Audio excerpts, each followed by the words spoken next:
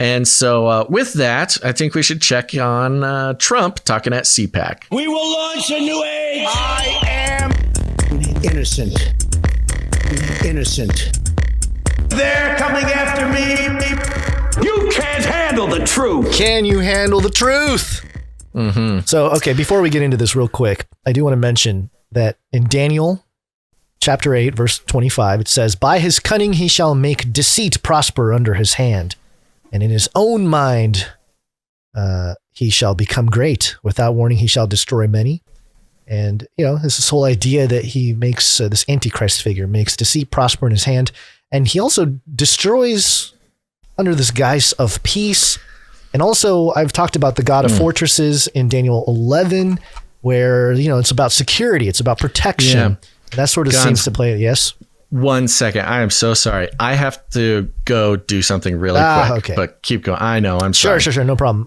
People want to hear you instead anyway. So I'll be right back. All right. So what are we talking about? Daniel 11:38. That's about the God of fortresses. I've mentioned all this before.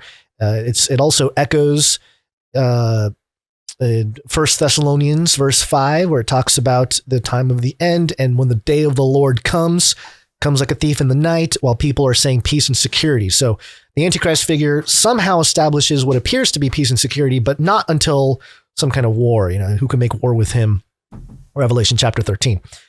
So all those things being said, and also, of course, there's Daniel 12:4 about knowledge increasing in the end times, people going to and fro. Maybe that has something to do with the network state as well. But we're going to talk about Donald Trump because Trump represents, or is maybe trying to actually pull off, some kind of transition from your traditional system into effectively a network state that is carrying with it the traditional conservative values of the United States. You can call them the Judeo-Christian, quote unquote, foundations that a lot of the principles of the Constitution and everything was founded on. So that's why this whole thing is interesting. The whole fake news, the split with the parties, and I've actually made comparisons about the Democrat-Republican divide, the right versus left divide and conquer methodology as something that is going to eventually run into or evolve into what Dr. Hugo de Garis talked about, which is these factions. And it's over the Art-elect war, a group thinking, hey, we got to build this AI because we're building God. That'll be one argument. I think the Democrat, left, progressive, that crowd is going to go towards that thing where it's like, no, we got to finance, we got to build AI. We're going to make AI is going to be great. We're building gods with AI. That crowd. Okay. And then the other crowd is called the Terrans. So that crowd's called the Cosmists. This other crowd who says, no, we should not pursue that is called the Terrans. And I would argue or potentially present the idea that maybe the Republican Party now, or the Trump flavor Republican MAGA crowd or whatever, that is steering more towards the Terrans of the potential future factions between the Cosmists and the Terrans in this Art-elect war, which Dr. Hugo de Garis theorizes that potentially could kill 1 billion people if this actually plays out, lest the Lord returns. I pray that doesn't happen, but that's pretty Armageddon-esque or apocalyptic, if you will, if that truly does take place. Now, there is a third group called the Cyborgists, who believe that they should merge with the AI to combat some sort of totalitarian or authoritarian AI. And you can argue that perhaps Elon Musk is one of those people who believes we should merge with AI, but only to fight against the authoritarian AI, whereas we have others like a Noah Yuval Harari who are saying, yes, we will merge with AI and we shall become the gods, sort of the opposite end of it. So it's very interesting. Now let's time travel back to now. And the idea of trying to instigate citizens into the network state, this is what it's all about. And I find it pretty wild that dailymail.co.uk has this article, Donald J. Trump, the world has finally woken to the truth about the Wuhan virus.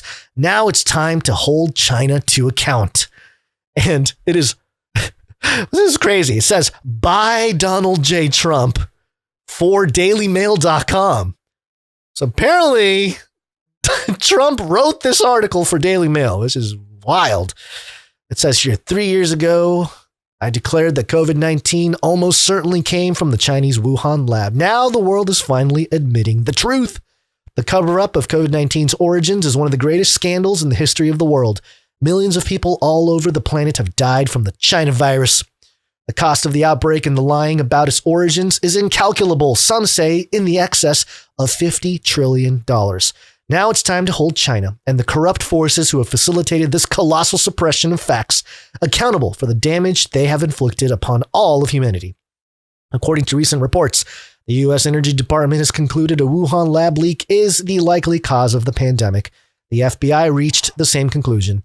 The facts are now plain for all to see, which is funny because it's kind of like, evidence to support that theory has been out there for a long time. But anyway, of course, you got to remember, when is it useful to make that official through mainstream outlets? Now, apparently, because we're going to war with China.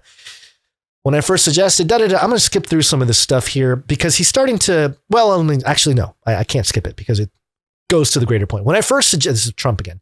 When I first suggested in early 2020 that the virus may have come from a lab, it was called racist, a conspiracy theory, and a claim for which there is no evidence. The entire globalist establishment, from the World Health Organization to the media, to Anthony Fauci and the public health authorities, to the corrupt Silicon Valley tech giants, to Joe Biden, worked relentlessly to silence, censor, and shut down any suggestion that the so-called lab leak theory could be true. Scientists who called for transparency and investigation were attacked. Facebook and Twitter labeled posts related to the theory as disinformation. The media mercilessly ridiculed the idea. But when Joe Biden came into office, he shut down the investigation my administration had launched into the true origins of the China virus. We all know the real reason for the censorship campaign.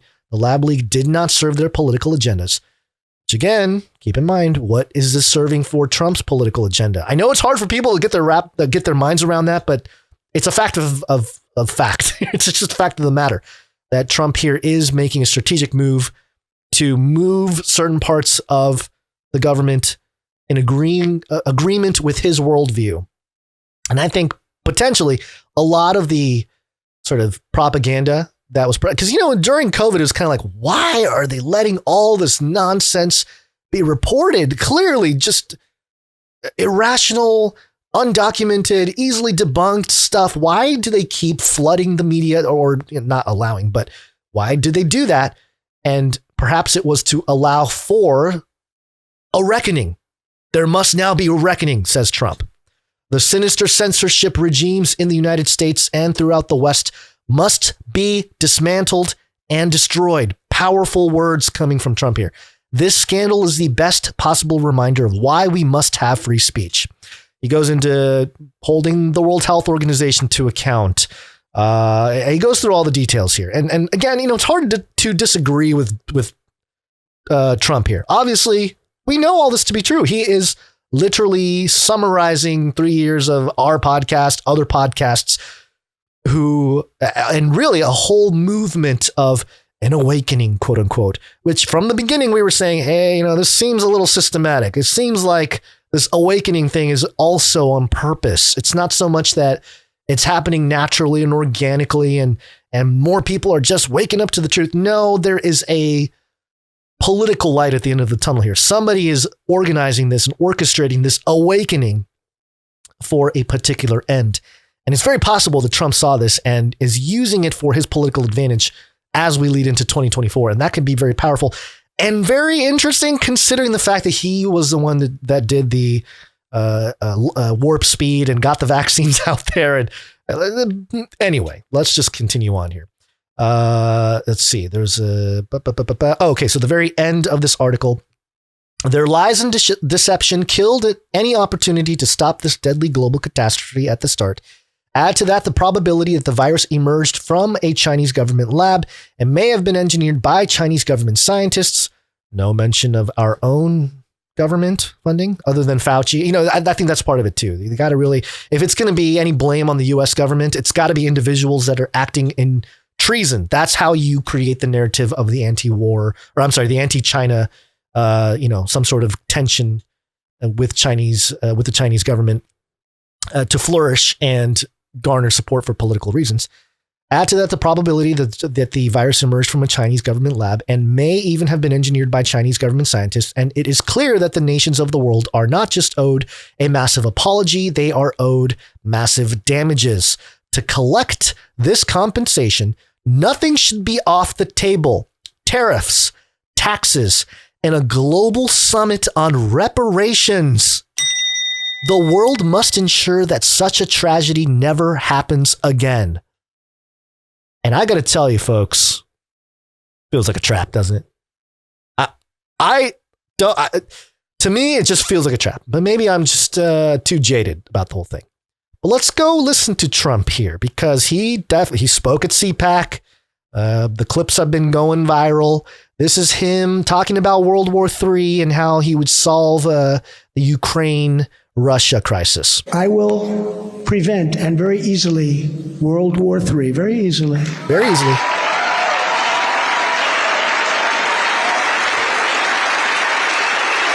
And you're going to have World War III, by the way. You're going to have World War III. If something doesn't happen fast, you're going to have World War III. Keeps repeating, you're going to have World War III. You're going to have World War III unless, something happens. That's very interesting. So think about that political messaging by Trump. If you elect me, we won't have World War III. But if you don't elect me, you're going to have World War III. I mean, if you're talking about a marketing scheme, a political campaigning narrative, I mean, that will garner so many, or at least the attention of a lot of people, because I'm not convinced that Trump would prevent World War III. I think he can be coerced into acting or forced into doing some sort of act similar to the vaccine thing, where if there is a physical attack on Taiwan or a U.S. base in Taiwan, if he becomes president, it's very possible that you're going to have 4 years of delaying World War III. Okay. So I don't know that it's going to be fixed in 4 years, especially because the first time he made a lot of these similar promises and it didn't go so well. Don, what happened? Why are you bringing in guys from Goldman Sachs into anyway? So it was more the same with the central bankers and some of the neocons that were there before, controlling a lot of the aspects of the Trump presidency. So anyway, I don't have much hope for that. But again, given this narrative, it is possible that China does something if Trump becomes president, where he is forced to act. He's got to go on the offensive, or he's going to be seen as weak and, unpatriotic and all these things. That's a real possibility. So I wouldn't get too stoked about Trump preventing World War III or anything like that, because it could escalate very quickly and very easily, where Trump gets put into a situation where if he doesn't act, he will be seen as weak or unpatriotic or, not upholding the MAGA promises, so to speak. But he also mentioned stuff about Ukraine and Russia. Before I even arrive at the Oval Office, I will have the disastrous war between Russia and Ukraine settled. It will be settled quickly. I will get the problem solved, and I will get it solved in rapid order, and it will take me no longer than 1 day. I know exactly what to say to each of them. I got along very well with them. I got along very well with Putin, even though I'm the one that ended his pipeline. Remember, they said, Trump is giving a lot to Russia. Really? Putin actually said to me, if you're my friend, I'd hate like hell to see you as my enemy. Ooh, so he ended the pipeline, huh? I know what he's talking about, but also kind of weird given that, we just learned very recently that there's probably U.S. intelligence that blew up the pipelines in Russia. But anyway, hey, Basil's back. I'm back. That's a good sign. Yeah. Are you good? Yeah. No, not good. Oh, okay. That's not good. Yeah. These health insurance companies might literally be killing me. Well, so that's fun. I think that's consistent with everything we're talking about here. So that's not a surprise. We were just in the middle of the first Trump clip here, but this second Trump clip, I was about to dust off my MAGA hat. I don't know about you, Basil, but this got me fired up. And if you put me back in the White House, their reign is over. Their reign will be over. And they know it. And America will be a free nation once again. We're not a free nation right now. We don't have free press. We don't have free anything. In 2016, I declared, I am your voice. Today, I add, I am your warrior. I am your justice. Ooh. And for those who have been wronged and betrayed, I am your retribution. I am your retribution. Not going to let this happen. I will totally obliterate the deep state. I will fire. America is going to obliterate the deep state. USA. Let's go. USA. We're going to obliterate the deep state, man. Aren't you pumped? I am your warrior. I am your justice. I am your retribution. Oh my goodness! That's the most antichrist thing I think we've seen in our lifetimes. I know, and yeah, well, exactly. Talking about bringing peace on day one, he would end all the wars. He would, he really knows. He really knows what people like to hear, man. It is truly. I'm like in awe of the way that he handles this stuff. Yeah, it's pretty crazy. It's a little scary almost. It's starting to get a little, during the first run with Trump in 2016 and everything, people are really excited because it broke the mold. It broke sort of the boring, just kind of the old fashioned type of, politics was kind of boring, right? And then all of a sudden it became exciting with Trump. But this time around, it's kind of like, you're getting pretty, Prince of PC over there. A little bit, man. A little bit, huh? Yeah. So, I think it's funny he's bringing up the deep state thing again because, that was drain the swamp. That was his whole thing the first time. I was saying while you were on your call with the health people that, it didn't go so well for him, this whole idea of fixing everything and getting rid of the people. And because he brought in a bunch of neocon folks in his first presidency to run stuff. Right. So it's not, I don't know that it's a lot of rhetoric here, but in the context of the network state, the Trump network state, he's already got his NFTs. You're already a citizen if you own his NFT. Right. It's just one click away from getting your mark of the Trump. And in a way, America has been experiencing this network state idea, let's just say from 2016 or from 2015, the Trump thing, where if you're pro-Trump, if you're a MAGA person, if you're, this is an inner border. This is not a physical border because you live right next door to, some Hillary bot or something. But it's all about the soul. It's all about the inner citizenry. Uh-oh. And that's who he's talking about. Or talking to. That speech is for people who are already a citizen of the Trump network state. And, especially recently with Marjorie Taylor Greene talking about the national divorce and the inability to be a citizen of a state, network or geographical, with someone who opposes you. If you have different inner borders, we have to divorce from them. It's really sort of roiling under the surface, this idea that, our borders nowadays really are inside of us. And that's expressed through data. I think that's one of the interesting things about data being the resource that it is because you're holding kind of the keys to somebody's identity, not just their social security number, but what they do, who they are, what they believe in, what their allegiance is to, what their values are. Yeah. These are all indicators of your network state citizenry. Well, what might that look like on the streets, though? Like, just in person, like, I get there's, people on their phones and I belong to the Joe state or I belong to Trump state on their phones or their car colors or something. But what are we talking about? Well, for an example of this, we can head on over to Ukraine and Russia. Ukraine and Russia in the context is very interesting. A very interesting thing.